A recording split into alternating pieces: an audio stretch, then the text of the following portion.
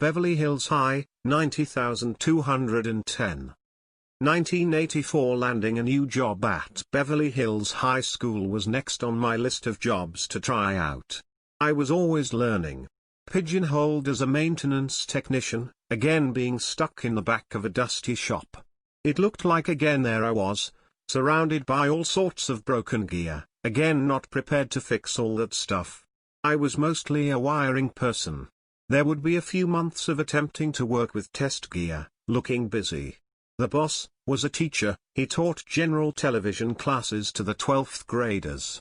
Eventually my duties came into focus.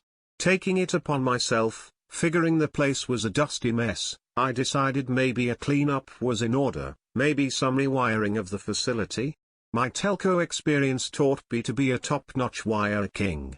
It was time to put that experience to practical use. The rewiring and documenting would be extensive. Using a big blank piece of poster board, the documentation of the studio started. The signal flow was traced to each piece of rack-mounted gear, then written down on the poster board with names and labels to identify such. The space behind the racks was adequate, everything was accessible, but the place was old and dusty. Why not tidy up the place was my thought. Once a month, me and my boss would roll out an equipment cart, loaded up with a camera control unit, to do our live school board meetings. We would also record them for future airings. Where in the world could you find a high school with its own TV cable channel? Only in Beverly Hills. After all, this was a school where the kids drove better cars than the teachers. Back in the shop, there was not much to do beside periodic wiring and cleaning of gear. One day the kids all gathered around the TV viewing room to watch the launch of the space shuttle. There was excitement in the air, since this launch had a teacher on board. The rocket exploded, all viewed by the students in real time. The kids were all in the state of shock. It was a horrible day. My boss had set up the TV set in the media studies class, to watch the first and only teacher to be launched into space.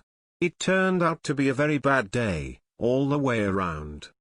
One day, sitting in the back of the shop, I noticed someone standing in the entranceway of the room.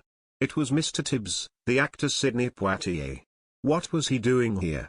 Maybe he had a kid in the school, maybe he was a guest on one of the student-produced programs. Maybe he was there to help me do some wiring.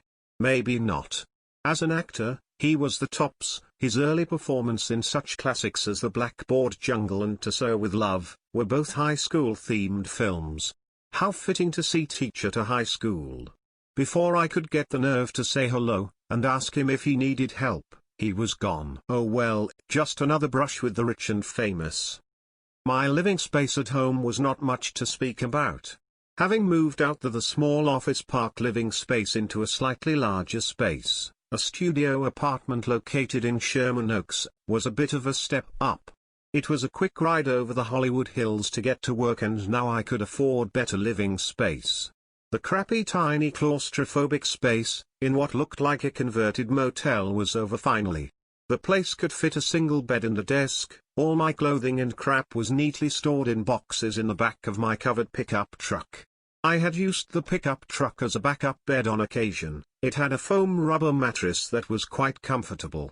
The new apartment had but one room, where I installed a large work desk. To sleep, there was a fold-out small single futon-type bed.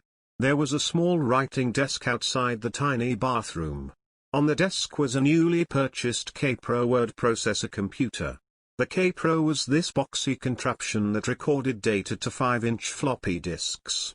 It had 2 slots and a green monitor. It was big and bulky by today's standards, but did have a carrying handle, so it was advertised as being portable. It was state-of-the-art at the time, costing over $1,000. Quite a bit of money for a struggling writer, but worth every penny. Typing away in my little living space gave me respite from the LA freeways. Days off would be spent typing away, doing nonsense writing, maybe updating my resume. After a few months of work at the high school, it became evident to my boss that my abilities were limited. I was breaking more equipment than I was fixing. He decided that he should rehire the guy who had just left and pay him the money he deserved. What a relief for me when my job was not renewed. At least my wiring project was completed, offering some sort of personal satisfaction. That big piece of white oak tag with all my notations, with the equipment signal flow chart for the playback and control room was my legacy project. The scribbly-looking oak tag was tacked to the wall behind the equipment racks.